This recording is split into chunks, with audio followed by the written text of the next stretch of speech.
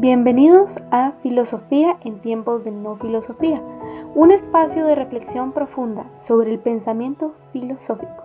En la actualidad, un programa dirigido por Filosofía Tierra.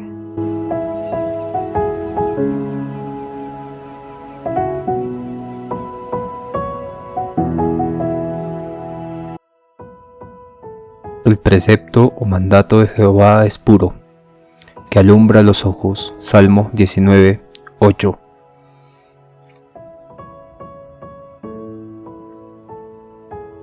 Muy profundo, bastante revelador, preciso.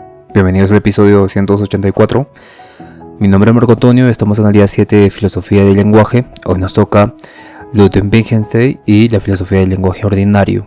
En episodios anteriores hemos visto el Tractatus, y donde defendía Wittgenstein la visión de el lenguaje como una estructura lógica que representa hechos en el mundo. Y según esta perspectiva, el lenguaje tenía límites claros y todo lo que no pudiera decirse con precisión lógica debía mejor ser callado.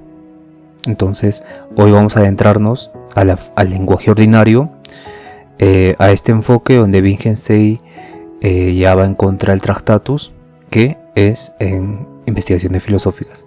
Empecemos. Bien, vamos a ver qué pasó, qué hizo que Wittgenstein pase el lenguaje ideal, perfecto, a observar cómo realmente usamos el lenguaje en la vida cotidiana, ¿no? Y esta nueva mirada dio lugar a lo que hoy llamamos la filosofía del lenguaje ordinario.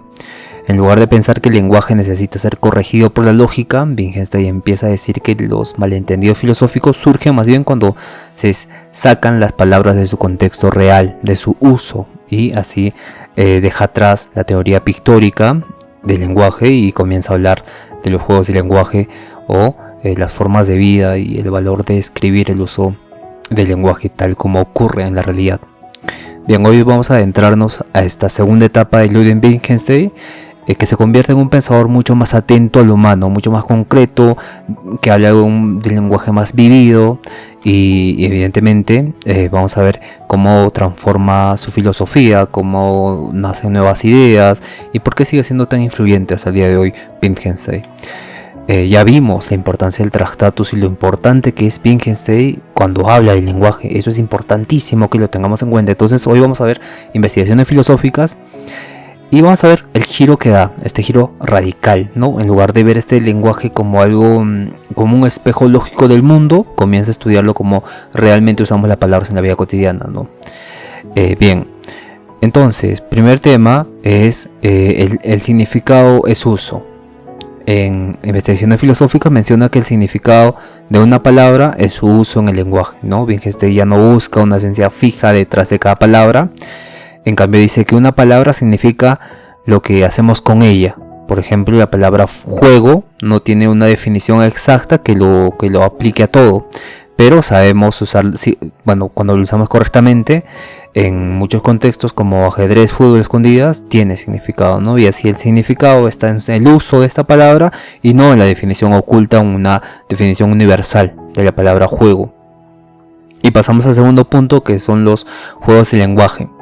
En la premisa 23 aproximadamente menciona lo siguiente: llamaremos juegos de lenguaje a formas de actividad en las que usamos las palabras, ¿no? Bien, que ahí introduce el concepto de juegos de lenguaje para mostrar que hablar es una actitud humana situada, ¿no? Cada forma de hablar, o sea, dar órdenes, preguntar, prometer, contar chistes, es un tipo de juego distinto con sus propias reglas, ¿no? Y hablar no es solo descubrir el mundo, como decía en el Tractatus, es actuar, hacer cosas con palabras. Y evidentemente es algo muy importante y pasamos al tercer punto, o la tercera idea de investigaciones filosóficas, que es las formas de vida. En la proposición 23 aproximadamente, menciona lo siguiente: hablar un lenguaje es formar parte de una forma de vida. Esto es completamente revolucionario porque el lenguaje no vive aislado, sino que está entretejido con nuestras costumbres, cultura, formas de vivir, y no puedes entender una palabra sin entender el contexto humano donde se usa. Por eso los significados no están en la mente ni en los diccionarios, sino están en el tejido de la vida cotidiana. Ahí están realmente los significados de las palabras, ¿no? Y evidentemente llegamos al cuarto punto. ¿Qué ocurre con las trampas filosóficas del lenguaje? Muchos problemas filosóficos nacen cuando sacamos las palabras de su contexto normal y las usamos de manera engañosa muchas veces, ¿no? Eso, según Wittgenstein menciona eso. Por ejemplo, ¿qué es el yo? O dónde está el tiempo, o cómo se comunica la mente con el cuerpo. Entonces estas preguntas a veces no tienen solución porque están mal planteadas desde el lenguaje. No necesitamos responderlas, sino disolver estas palabras. Es decir, la filosofía no debe proponer teorías, sino hacer claridad, mostrar claridad, mostrar cómo funciona el lenguaje más bien. Entonces Wittgenstein pasa de buscar un lenguaje lógico perfecto a comprender el lenguaje como una práctica humana que vive y es múltiple. Ya no cree que el filósofo debe imponer un orden lógico, sino descubrir con atención los usos reales del lenguaje para evitar estas confusiones, ¿no? Y con esta nueva filosofía, Wittgenstein se convierte en el pionero de la filosofía del lenguaje ordinario y así influye en la lingüística, en la psicología, en muchas áreas del pensamiento contemporáneo. Por eso es importante Wittgenstein con respecto a su teoría de con su cambio radical que hace en investigaciones filosóficas. Y evidentemente lo que tenemos que aprender ahora es el enfoque que hace al uso del lenguaje y a los juegos de lenguaje, ¿no? Cuando Wittgenstein rompe la idea de que hay una forma perfecta del lenguaje, y más bien el lenguaje es como una herramienta flexible que usamos, tiene diferentes fines. Un fin puede ser descubrir, preguntar, ordenar, prometer, juzgar, rezar, conversar, etc. Entonces el lenguaje no tiene una estructura única o ideal. No hay una esencia única en el lenguaje, sino una familia de usos diferentes, ¿no? Como por ejemplo la pregunta, ordenar, prometer, juzgar, rezar. Todas estas son herramientas flexibles que usa el lenguaje. Y el significado siempre va a estar en uso. No debemos buscar significados escondidos universales. En cambio debemos mirar cómo se usan realmente las palabras en diferentes contextos, como vimos, ¿no? Va a ser diferente el contexto de preguntar, el contexto de escribir, el contexto de ordenar, el contexto de prometer, el contexto de jugar, de rezar, etc. Y claro, ¿no? La palabra juego no tiene una única sola definición, pero sabemos cómo debemos usarla correctamente. La palabra dolor no se define igual en medicina, no se define igual en poesía y no se define igual en una conversación casual. El lenguaje funciona como una herramienta y su significado depende de para qué la usamos, para qué usamos estas palabras. Entonces llega ahí el concepto de juegos de lenguaje, porque básicamente en esta proposición 23 de investigación filosófica menciona lo siguiente: llamamos juego de lenguaje a toda una actividad en la que el lenguaje tiene un rol. Entonces Wittgenstein introduce esta noción para mostrar que el lenguaje siempre está enmarcado en una actividad concreta, con reglas propias. Entonces podemos dar un ejemplo de juego de lenguaje: pedir algo. ¿Qué? Pásame el agua, pásame la botella, pásame la diapositiva, pásame diferentes contextos, ¿no? Pásame el archivo, etcétera. O contar una historia de qué, dar instrucciones de qué, rezar a quién, hacer una promesa, prometer qué, a quién, cómo. Entonces cada uno funciona con reglas distintas, como un juego. Así como jugamos, no es igual jugar ajedrez que cuando jugamos un fútbol, no es igual. Igualmente no usamos el lenguaje de igual manera en todas las situaciones, sino que ahí depende del juego de lenguaje que estamos realizando. En este caso, describir, preguntar, ordenar, prometer, juzgar, rezar, conversar es diferente. El lenguaje va a terminar teniendo un significado diferente de las palabras en cada uso que se le dé. Y evidentemente vamos a hablar de las formas de vida, este concepto muy importante donde el lenguaje no se separa de la vida, ¿no? Cada forma de hablar está conectada con una forma de vivir, con nuestras costumbres, culturas, historias, emociones. Entonces hablar de un lenguaje es participar en una forma de vida, ¿no? Por eso entender una palabra es entender un contexto humano en el que se usa esa palabra. Y no basta con mirar definiciones o estructuras gramaticales, sino entender una palabra es entender todo el contexto humano en el que se va a usar esa palabra. Entonces Wittgenstein nos invita a dejar de buscar la verdadera forma del lenguaje y empezar a mirar con más atención cómo hablamos realmente, ¿no? Y su filosofía nos enseña que el lenguaje es variado, es práctico y es situado, y también los significados nacen del uso. Y muchos problemas filosóficos se resuelven deshaciendo malentendidos lingüísticos y no creando nuevas teorías. Y ahí vemos cómo también intenta solucionar el problema de la filosofía, pero ya no resolviendo o dando un lenguaje ideal único, sino ahora disolviendo estos problemas filosóficos porque el contexto mismo no permite el desarrollo de estas teorías, nuevas teorías. Y esto es, claro, muy interesante para todo el desarrollo filosófico. Evidentemente vamos a pasar ahora con la comparación al primer Wittgenstein. Ya tenemos un poco de contexto, por dónde va a ser, cómo va a ser, porque esto es muy interesante porque una solamente, que es Wittgenstein, hizo estas dos teorías, dos propuestas muy influyentes, muy importantes, pero que una va en contra de la otra, ¿no? Wittgenstein es un caso excepcional de toda la historia de la filosofía porque es el único casi que tiene un pensamiento radical de esto, pero no solo radical, sino que entra a profundidad en ambas posiciones, ¿no? En ambas posiciones entra a profundidad y se critica y evoluciona, en lugar de simplemente consolidar una única teoría, revisa críticamente su propia teoría y propone algo nuevo, radicalmente distinto. Entonces el primer Wittgenstein hablamos de 1921, donde publica el Tractatus Lógico-Filosóficos, y el segundo Wittgenstein hablamos de 1953, que es el autor de Investigaciones Filosóficas, que es el segundo Wittgenstein. Y ahora vamos a analizar 5 ejes comparativos de sus dos filosofías. Primero vamos a preguntarnos qué es el lenguaje en el primer Tractatus y en Investigaciones Filosóficas, y luego vamos a hablar de la teoría pictórica versus la teoría, o los juegos del lenguaje. En la tercera parte vamos a ver qué hace la filosofía en el primer libro, en el primer Wittgenstein y en el segundo Wittgenstein. Después vamos a hablar dónde está el significado.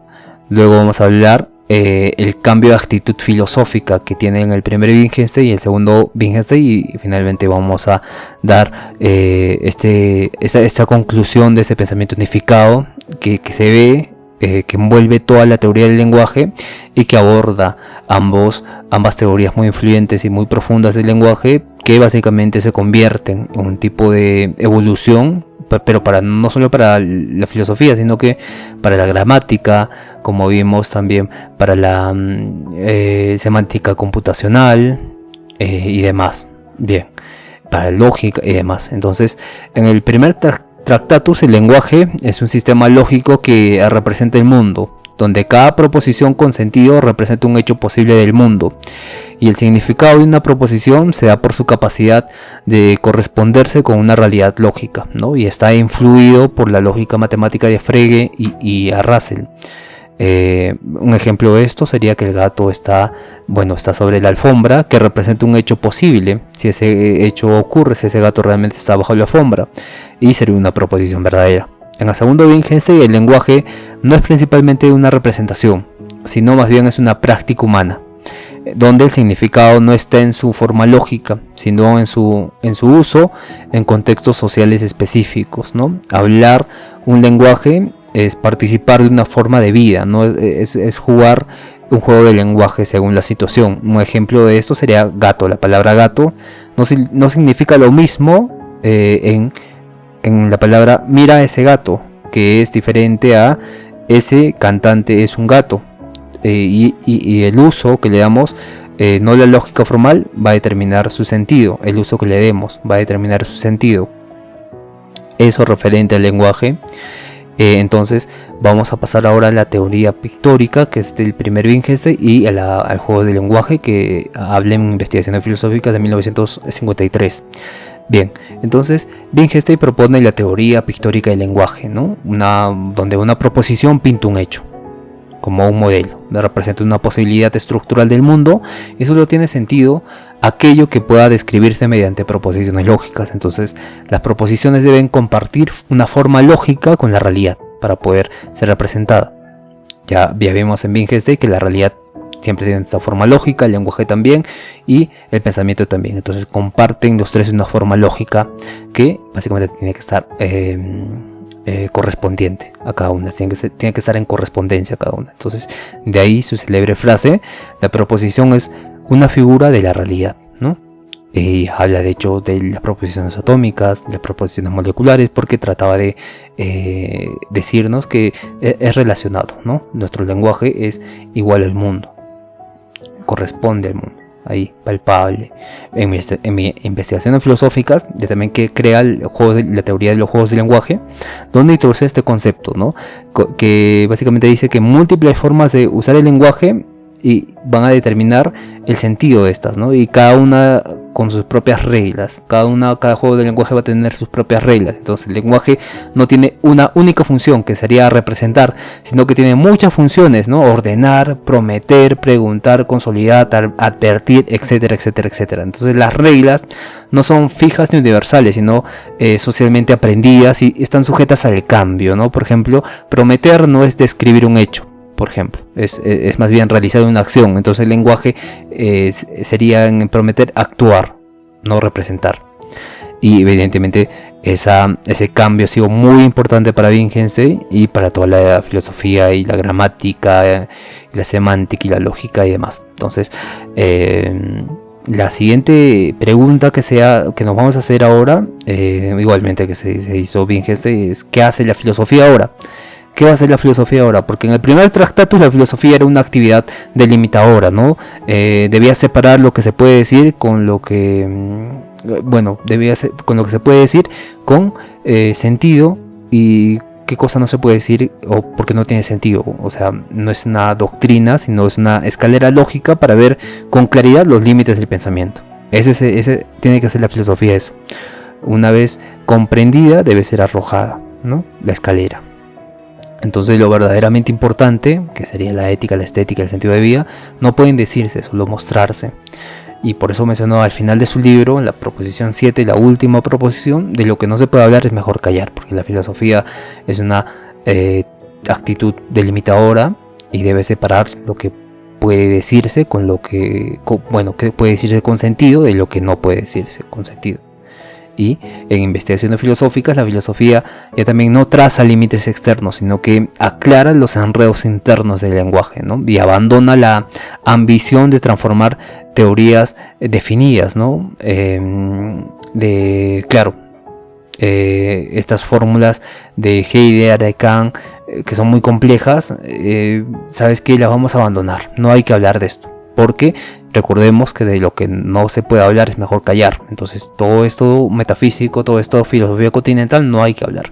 Y en su lugar vamos a buscar describir el uso del lenguaje con más precisión. Entonces el filósofo es una especie de terapeuta conceptual donde ayuda a deshacer los nudos mentales causados por el malentendimiento del lenguaje, ¿no? Y la proposición 309 menciona lo siguiente: el objetivo de la filosofía es mostrar a la mosca cómo salir de la botella, y deja abierta toda una posibilidad de teorías y supuestos que evidentemente vamos a analizar más adelante.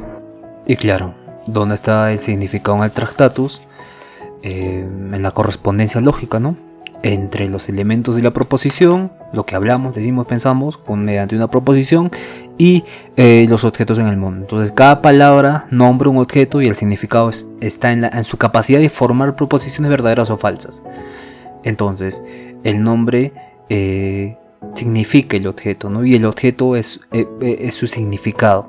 Están unificados ambos, el objeto mismo y el nombre que corresponde a su significado. Y ahí está el significado, ¿no? Que es esta correspondencia lógica que existe entre la estructura lógica de la realidad y la estructura lógica del lenguaje, que corresponde a un tipo de estructura lógica formal, estructura lógica que nosotros tenemos, ¿no? La forma lógica, exacto, es la palabra, la forma lógica en ambos. En investigaciones filosóficas también es diferente esto, porque el significado está en el uso práctico en el lenguaje. No hay una esencia del lenguaje, o sea, no hay esta forma lógica en el lenguaje, ni también no hay definiciones universales. Hay una red de parecidos de familia entre los usos que le damos a las palabras, ¿no? Por ejemplo, cuando dice en la proposición 66 en investigaciones filosóficas, menciona no pienses, mira. Entonces el significado es una palabra y es su uso en el lenguaje. El significado va a ser una palabra y el uso que se le dé a esa palabra va a ser su significado, ¿no? En ese sentido, esto ya no está correlacionado con esta forma lógica, con esta correspondencia lógica entre las proposiciones y los objetos del mundo, sino que va a estar en su uso en el lenguaje, en cómo usamos esta palabra y su significado para el contexto en el que estamos hablando. Y evidentemente esto genera un cambio de actitud filosófica, donde para Wittgenstein, en el primer Wittgenstein en el tratado se busca la certeza, el rigor, un sistema cerrado, coherente, preciso, que no se amplíe filosóficamente en términos abstractos, y que está influido por esta lógica simbólica, ¿no? Y tiene esta aspiración de una lengua perfecta. Pero en el segundo Wittgenstein se da cuenta que la imprecisión, este carácter abierto del lenguaje, esta diversidad, hace que sea imposible tener una lengua perfecta, y ya no busca entonces teorías totalizadoras, sino una filosofía empírica del lenguaje en uso, del lenguaje en su forma, bueno, claro, en uso, y también busca la manera de filosofar, ya no de descubrir nuevas verdades, sino de poner en orden nuestra casa lingüística, nuestro lenguaje, disolviendo problemas filosóficos de esa forma, disolviéndolos. Y en ese sentido dice algo muy interesante Wittgenstein, porque se trataba de encontrar estas teorías totalizadoras del lenguaje, pero él veía que tenía un dilema del lenguaje privado. Y hablamos en el anterior episodio de este tipo de dilema, ¿no? Yo, digamos, tengo un dolor y le denomino S. Para mí, solo, ¿no? S. Cada vez que me golpeo el dedo, digamos, S, digo. Y salgo a la sociedad y cada vez cuando me golpeo, digo S, pero la sociedad no me entiende. Entonces este es un lenguaje privado porque entra en conflicto con lo que ellos han considerado que va a ser S. Una vocal, etc. En este caso sería una palabra más grande, pero la idea se entiende. Que el lenguaje privado es aquello que solo te sirve a ti y que en la sociedad no sirve a los demás. Y esto es un problema porque se vuelve un tipo de contexto determina tu lenguaje. Un tipo de contexto va a determinar cómo vas a pensar y hablar y ver una palabra, un término. Sin embargo, cuando nosotros creamos nuestras propias conversaciones internas o reflexiones internas, no ocurre esto, ¿no? No se puede reflejar una conversación interna sobre un significado de una palabra frente a la sociedad, porque entraría en conflicto, negaría el mismo contexto lo que tú estás diciendo. Y evidentemente ese se vuelve un dilema, pero en la teoría que propuse sobre ver el lenguaje no como una forma de comunicación, de descripción, sino como una forma de ontología constructivista epistémica de adquisición del conocimiento, ya ahí se vuelve algo universal y totalizante, donde totalizando todo aquello se convierte en un tipo de forma no del lenguaje, sino un tipo de lenguaje interno propio, pero que es compartido con otros en la manera en que ellos también adquieren una percepción del mundo, porque todos tenemos este lenguaje privado que usamos para experimentar el mundo. Al inicio, cuando nacemos, todos tenemos este lenguaje privado que nos sirve para estar en el mundo, pero al crecer nos damos cuenta de que este lenguaje privado ya tiene otros términos convencionales sociales, y ya no nos impresiona tanto, sino que ya podemos entender mejor la realidad social, y en esa realidad social y en sí toda la realidad ya no hay un tipo de choque abrupto, sino que hay un proceso gradual donde este lenguaje privado de adquisición del conocimiento se va perdiendo y se va llenando con lo contextual o lo determinado que es las construcciones sociales. Y claro, esto es muy interesante de analizar porque el lenguaje ya no es visto como una forma de escribir, sino como una forma de adquirir el conocimiento, de adquirir las cosas, y esto es algo completamente importante y necesario para la filosofía. Seguramente voy a explicar esto más adelante y tengo que escribir esto para que se me entienda correcto. Bueno, de hecho lo he escrito, pero tengo que precisar en esta forma de solucionar este problema del lenguaje privado en Wittgenstein, porque sería completamente revolucionario y aún así habría mucho que no le va a interesar, pero esto es algo muy preciso, muy preciso. Entonces eso hace, bueno, esta teoría parte, en el segundo Wittgenstein ya no se busca descubrir verdades eternas, universales, sino poner en orden nuestra casa lingüística, ¿no? En este sentido, Wittgenstein pasa de querer encerrar el lenguaje en un sistema lógico perfecto a comprender que el lenguaje es tan vivo y complejo como la vida humana misma, ¿no? Entonces el Tractatus ofrece una visión austera y matemática del lenguaje como un reflejo de los hechos, pero en investigaciones filosóficas revela una dimensión más plural, más contextual, más social, más flexible del lenguaje, ¿no? Y ambas etapas han dejado una huella, así huella indeleble, en toda la filosofía del lenguaje y toda la filosofía en general, la lógica, la semántica computacional, la semántica de la lingüística, etc. Entonces, recordemos, el primer Wittgenstein fue crucial para la lógica, la filosofía analítica temprana y el positivismo lógico también, porque el positivismo lógico se basa en que la lógica sea perfecta, precisa, tal como la ciencia lo hace. Y de hecho posteriormente viene la ciencia después de este positivismo.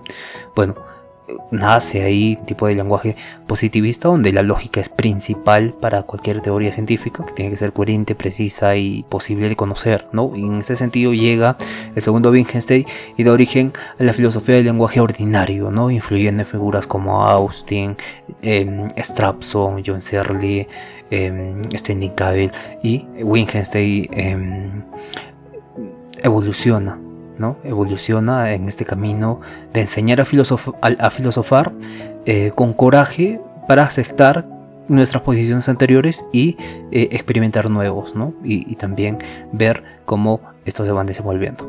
Bien. Bien. Existe en esta nueva forma de filosofía del lenguaje ordinario un tipo de influencias que tuvo en Cambridge y Oxford durante el siglo XX. Ahí tenemos a Austin, quien desarrolló los conceptos de los actos del habla, los actos del habla que vamos a tratar mañana. Luego viene Strawson, donde investiga la lógica del lenguaje en el uso común, porque la lógica en el uso general, como lo hizo primer Wittgenstein, como lo hizo Frege y Russell, había muchas críticas de que no es muy contextual, ¿no? En diferentes culturas lo que tiene sentido es diferente, este sentido común es diferente, y lo mismo más adelante viene John Searle, que sintetiza estos actos del habla con una intención comunicativa, ¿no? Y se comenzó a estudiar realmente cómo hablamos, o no cómo deberíamos hablar, un lenguaje, un modelo lógico ideal, sino cómo hablamos realmente. Entonces la filosofía se vuelve más empírica e intenta entrar en los detalles del lenguaje cotidiano. Bien, entonces este episodio ha sido un poco interesante, un poco apasionante, corto pero preciso, está bien. Aunque se puede decir, bueno, vamos a avanzar con el tercer Wittgenstein el día de mañana, supongo, o tal vez porque queríamos hacer los actos del habla de Austin y Searle, pero vamos ahora a ver el impacto que ha tenido en el significado, ¿no? Porque hay una red que es muy importante. De hecho, Wittgenstein podríamos hablar acá un poco más tiempo. Sin embargo, vamos a tratar de no saturar de información, ¿no? Entonces, hay una redefinición de lo que significa el significado. Claro, esta famosa frase, el significado es el uso, cambia la manera en que entendemos el sentido de las palabras, porque no hay que buscar una definición universal, sino más bien observar cómo se emplean en la vida cotidiana. Esto rompió con la tradición referencial que vimos en Russell y Frege, donde una palabra corresponde a un objeto, el significado y la referencia, y prepara el camino para las teorías contextualistas y pragmáticas del significado, ¿no? Ahí cuestiona ideas centrales en la semántica formal y también de la lógica como modelo universal del lenguaje. En fin, Wittgenstein también, bueno, se dice Wittgenstein, algunos también le dicen, no importa, lo que importa es el contenido. Y hay que quedarnos con lo que dijo, porque genera un nuevo tipo de horizonte, ¿no? Donde filosofar con el lenguaje real, con sus matices, con sus confusiones, con sus ambigüedades, con su riqueza viva, es importante, ¿no? Porque eso es lo que dijo en Investigaciones Filosóficas, que los juegos de lenguaje son diferentes y por ello también el lenguaje no es algo fijo y ya no busca la esencia del lenguaje, ¿no? Busca más bien estudiar las partes precisas, las partes de la experiencia, ¿no? De la experiencia precisa viva que está ocurriendo y cómo estamos hablando nosotros, cómo vamos a delimitar lo que se está diciendo, pensando. Y su influencia persiste hoy, tanto en la filosofía, en la lingüística, la antropología, la teoría crítica. Fue una revolución conceptual, ¿no? Que no ofrece nada vano, sino que nos abre las puertas a mirar nuevas formas de pensar los problemas de la filosofía. Es una filosofía que no busca encerrar el lenguaje en una estructura lógica, sino liberarlo de los malentendidos filosóficos que nosotros podamos también construir, ¿no? Nosotros podemos construir lenguajes precisos, hermosos, pero se tendría que construir dentro de un contexto. Y evidentemente eso es lo que Wittgenstein trató de hacer, ¿no? Darle un contexto a los temas filosóficos más profundos. Y cuando algo no entra en un contexto, que no quiere decir que sea malo, sino quiere decir que está en un tipo de o falso, sino no quiere decir, eso quiere decir que está dentro de un proceso de contextualización, ¿no? Que él pasó entonces con Hegel, ¿no? Hegel tenía este pensamiento de la dialéctica, pero tenía el contexto de Sócrates. Husserl tenía este contexto de la fenomenología que vino de Hegel, que vino de Kant incluso, y así, ¿no? Siempre están en contexto de algo. Ahí viene el contexto de la filosofía analítica, el contexto de la filosofía continental, pero cuando algo no entra en contexto, igual lo mismo tiene el contexto en el ámbito religioso, en el ámbito esotérico, en el ámbito místico, todo está dentro de un contexto lingüístico. Eso es lo que nos trata de decir Wittgenstein. Y cuando algo no enmarca en ningún contexto, no quiere decir que no exista, sino quiere decir que todavía no está contextualizado, ¿no? Y esto es muy importante, o está en un contexto oculto. Y evidentemente nos abre la puerta a mirar ese contexto oculto y analizar ese contexto oculto. Y evidentemente eso es ampliar aún más, mirar más a fondo los problemas de la filosofía. Bien, nos vemos el día de mañana. Nos vemos el día de mañana con los actos del habla, la teoría de Austin, y que básicamente también habla John Searle en el episodio número 285. Cuídense todos, un abrazo, conozcanse a sí mismos y por favor sean felices.